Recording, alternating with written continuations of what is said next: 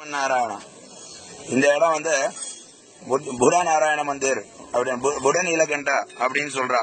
இந்த புட நீலகண்டாறது புடானாக்கா நம்ம இந்தியில புட்டா அப்படின்னு சொல்றது பெரியவாளுக்கு சொல்லுவோம், பிராச்சீனமான நாராயணன். இதுல வந்து 5 ஸ்வரூபம் இருக்கு. என்ன 5 ஸ்வரூபம்னாக்கா நீங்க நல்லா பார்க்கலாம். இந்த பெருமாள் ஜலநாராயணன் சொல்றவர் திருவடியை பாத்தீங்கன்னாக்கா ஸ்ரீகிருஷ்ணன் எப்படி காலை வச்சுட்டு இருப்பானோ அதே மாதிரி வச்சுட்டு இருக்கார். அந்த நாகத்துல படுத்துட்டு இருக்கிறதுனால நாராயணனுடைய ஸ்வரூபம். அந்த நெத்தியில பாத்தீங்கன்னாக்கா அந்த சந்தனம் இட்டு இருக்கிற விதம் சிவனுக்கு இட்டுக்கிறதுக்காக அந்த மாதிரி வச்சிருக்கா சந்தனம்.